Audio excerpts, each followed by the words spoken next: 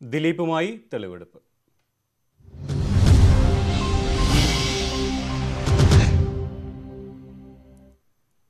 കൊച്ചിയിൽ നടിയെ ആക്രമിച്ച കേസിൽ അറസ്റ്റിലായ നടൻ ദിലീപിനെ ഇന്ന് തൃശൂരിൽ തെളിവെടുപ്പിനായി കൊണ്ടുപോകും. പൾസർ സുനിയുമായി കൂടിക്കാഴ്ച നടത്തിയ സ്ഥലങ്ങളിലാണ് തെളിവെടുപ്പ്. ആലുവ പോലീസ് ക്ലബിന് മുമ്പിൽ നിന്നും സുവി വിശ്വനാഥ് ചേരുന്നു. സുവി, എപ്പോഴാണ് ദിലീപിനെ തെളിവെടുപ്പിനായി കൊണ്ടുപോവുക? ഒപ്പം തന്നെ തൃശൂരിൽ മാത്രം ഒതുങ്ങുമോ ഇന്നത്തെ തെളിവെടുപ്പ്?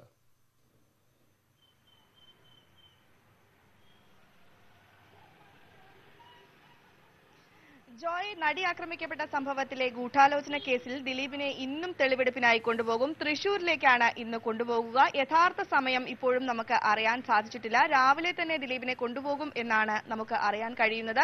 തൃശൂരിലെ ടെന്നീസ് ക്ലബ്ബ് ജോർജ് പൂരം എന്ന് പറയുന്ന സിനിമയുടെ സെറ്റ് ഈ ടെന്നീസ് ക്ലബിലായിരുന്നു. ഇവിടെ വെച്ച് പൾസർ സുനിയുമായി ദിലീപ് സംസാരിച്ചു.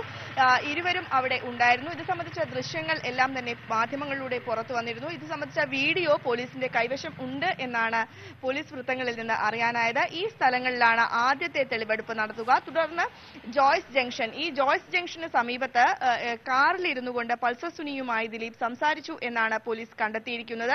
ഈ രണ്ടിടങ്ങളിലുമാണ് ഇന്ന് തെളിവെടുപ്പ് നടത്തുക. തുടർന്ന് അദ്ദേഹത്തെ വീണ്ടും ഈ ആലുവ പോലീസ് ക്ലബിലേക്ക് തിരിച്ചു കൊണ്ടുവരും.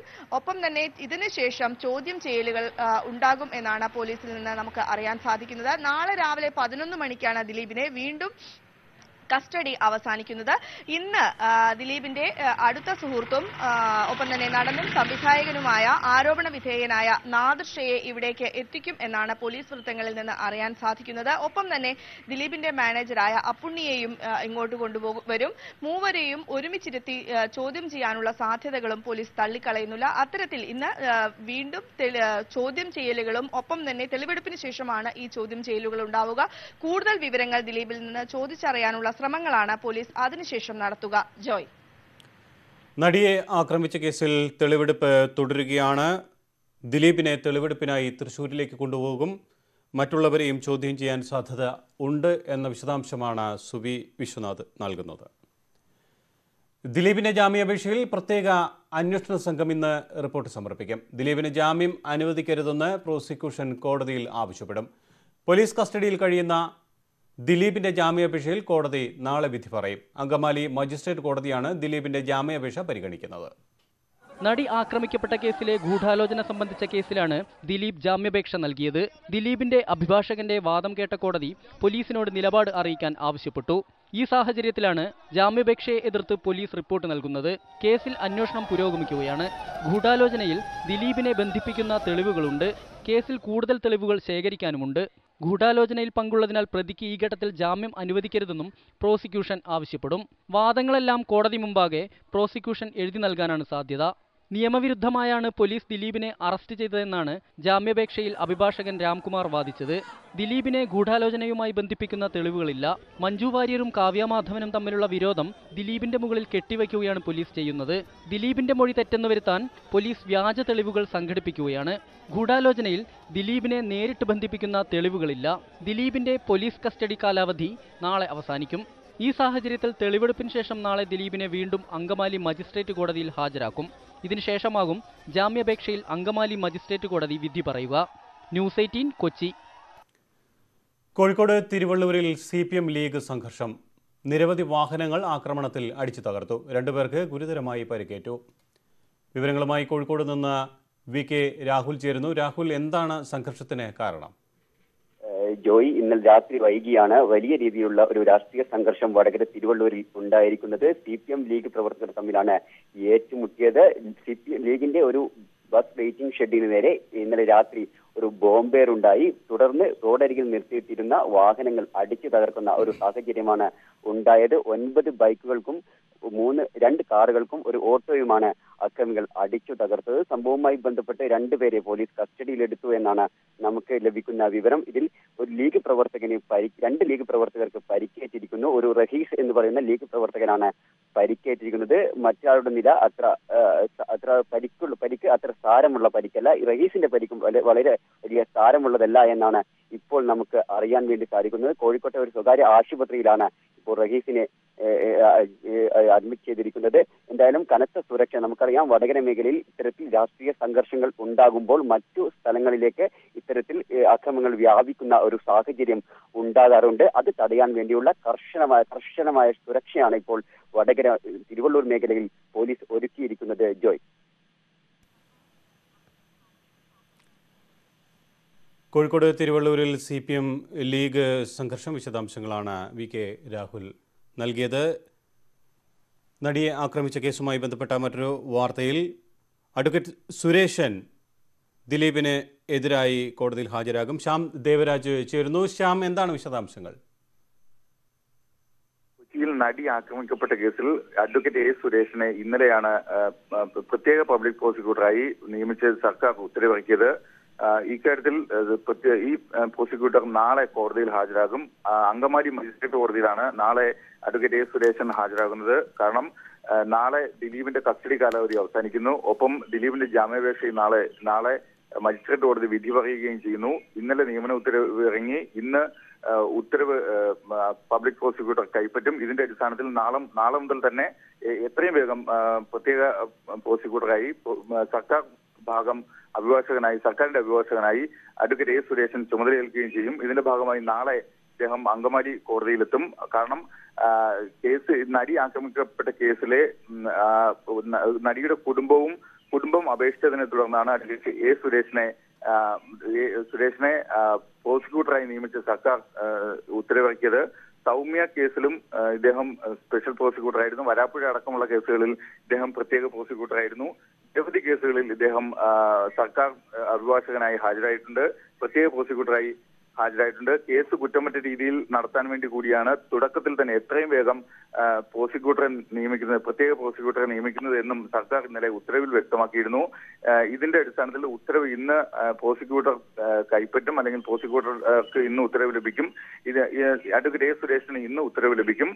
ഇദ്ദേഹം നാളെ തന്നെ പ്രോസിക്യൂട്ടറായി ചുമതലയേൽക്കുകയും ചെയ്യും.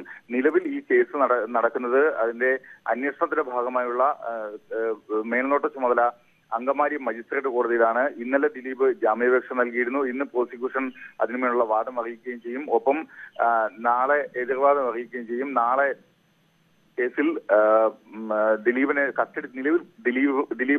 നടി ആക്രമിക്കപ്പെട്ട കേസിലെ ഗൂഢാലോചനയിൽ പ്രതിയായ ദിലീപ് നിലവിൽ പോലീസ് കസ്റ്റഡിയിലാണ്. കസ്റ്റഡി കാലാവധി നാളെ അവസാനിക്കുന്ന സാഹചര്യമുണ്ട്. അല്ലെങ്കിൽ നാളെ ദിലീപിനെ കോടതിയിൽ ഹാജരാക്കുന്നുണ്ട്. ഈ സാഹചര്യത്തിൽ പ്രത്യേക പ്രോസിക്യൂട്ടറെ നിയമിക്കുകയും പ്രോസിക്യൂട്ടർ ഹാജരാക്കുകയും ചെയ്യുന്ന സമയം ഏറ്റവും പ്രധാനമാണ്. കാരണം അത്രയും വേഗം തന്നെ ഇതിൽ എത്രയും വേഗം അല്ലെങ്കിൽ എത്രയും നന്നായി കേസ് നടത്തുക എന്ന നടിയുടെയും താല്പര്യം, അല്ലെങ്കിൽ അതിനൊപ്പം സർക്കാർ നിൽക്കുന്നു എന്നതാണ് ഇതിൽ നിന്ന് മനസ്സിലാക്കേണ്ടത്. എന്തായാലും നാളെ അഡ്വക്കേറ്റ് A സുരേഷൻ കോടതിയിൽ ഹാജരാകും. ജോയ്, ദിലീപിനെതിരെ പബ്ലിക് പ്രോസിക്യൂട്ടർ സുരേഷൻ കോടതിയിൽ ഹാജരാകും. വിവരങ്ങൾ നൽകിയത് ശ്യാം ദേവരാജ്. ദിലീപിനെതിരെ പബ്ലിക് പ്രോസിക്യൂട്ടർ സുരേഷൻ കോടതിയിൽ ഹാജരാകും. അതേസമയം തെളിവെടുപ്പിനായി ദിലീപിനെ ഇന്ന് തൃശ്ശൂരിലേക്ക് കൊണ്ടുപോകും. നടിയെ ആക്രമിച്ച കേസുമായി ബന്ധപ്പെട്ട വിശദാംശങ്ങളാണ് ലഭിച്ചത്. നീതിക്കായി മാലാഖമാർ.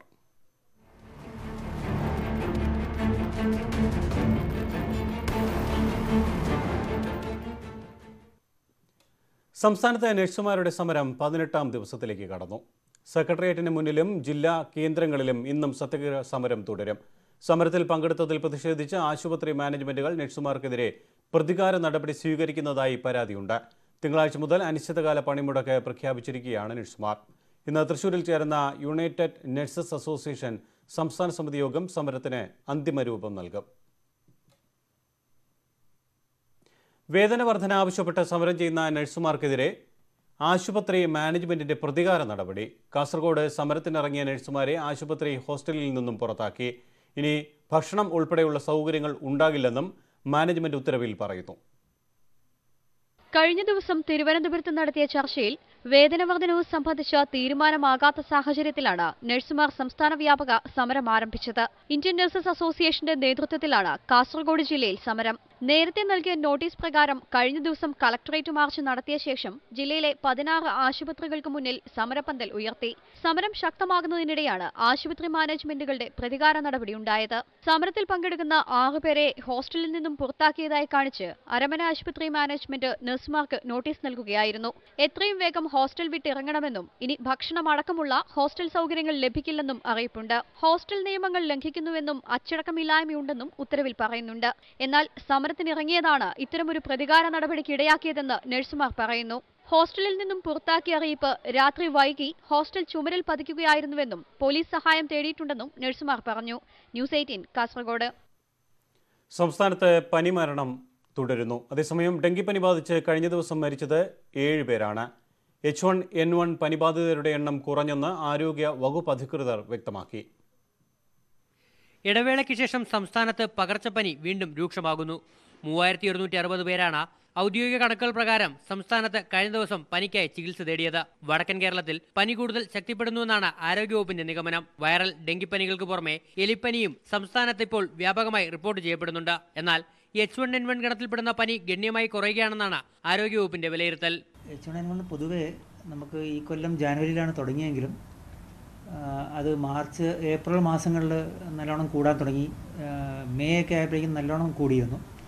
അത് കഴിഞ്ഞ് മെയ്ക്ക് ശേഷം ജൂൺ ജൂലൈ മാസങ്ങൾ കമ്പയർ ചെയ്യുമ്പോഴേക്കും ഒരു താഴോട്ടേക്കുള്ള ഒരു ഡിക്ലൈൻ ആണ് കണ്ടുവരുന്നത്. ഈ വർഷം 64 പേരാണ് സംസ്ഥാനത്ത് H1N1 പനി ബാധിച്ച് മരിച്ചത്. ഒരിക്കൽ പനി വന്നയാൾക്ക് വീണ്ടും പനി വരാനുള്ള സാധ്യത കൂടുതലാണെന്നും ആരോഗ്യവകുപ്പ് മുന്നറിയിപ്പ് നൽകുന്നു. സംസ്ഥാനത്ത് പനിക്കാവശ്യമായ മരുന്നുകൾ പൂർണ്ണതോതിൽ സ്റ്റോക്ക് ചെയ്തിട്ടുണ്ടെന്നും ആരോഗ്യവകുപ്പ് അറിയിക്കുന്നു. ന്യൂസ് 18 തിരുവനന്തപുരം. ഇന്ത്യയെ ആശങ്കയിലാക്കി ചൈനയുടെ പ്രഥമ വിദേശ സൈനിക താവളം ആഫ്രിക്കൻ രാജ്യമായ ജിബൂട്ടിയിൽ പ്രവർത്തനം തുടങ്ങി. ഇന്ത്യൻ മഹാസമുദ്ര മേഖലയിൽ സൈനിക സാന്നിധ്യം ശക്തമാക്കുകയാണ് ചൈനയുടെ ലക്ഷ്യം. ഇന്ത്യൻ മഹാസമുദ്രത്തിലെ ദ്വീപരാഷ്ട്രങ്ങളെയും അതിനോട് ചേർന്ന് കിടക്കുന്ന രാജ്യങ്ങളെയും കൂട്ടിയിണക്കി ഇന്ത്യയെ വളയാനുള്ള ചൈനയുടെ പദ്ധതിയുടെ ഭാഗമായാണ് ജിബൂട്ടിയിലെ നാവികത്താവളമെന്നാണ് വിലയിരുത്തൽ. ശ്രീലങ്ക, ബംഗ്ലാദേശ്, മ്യാൻമാർ, പാകിസ്ഥാൻ എന്നീ രാജ്യങ്ങളിൽ തുറമുഖങ്ങൾ സ്ഥാപിക്കുന്നതും ഇതിന്റെ ഭാഗമായാണ് എന്ന് നിരീക്ഷിക്കുന്നു. ജിബൂട്ടിയിലെ നാവികതാവളത്തിലേക്ക് ദക്ഷിണ ചൈനയിലെ ഷിൻജിയാങ്ങിൽ നിന്ന് പീപ്പിൾസ് ലിബറേഷൻ ആർമി സൈനികരുമായി തിരിച്ചതായി സിൻഹുവ വാർത്താ ഏജൻസി അറിയിച്ചു. എന്നാൽ ചൈനീസ് യുദ്ധക്കപ്പലുകളിൽ അയച്ച സൈനികരുടെ എണ്ണം വ്യക്തമാക്കിയിട്ടില്ല.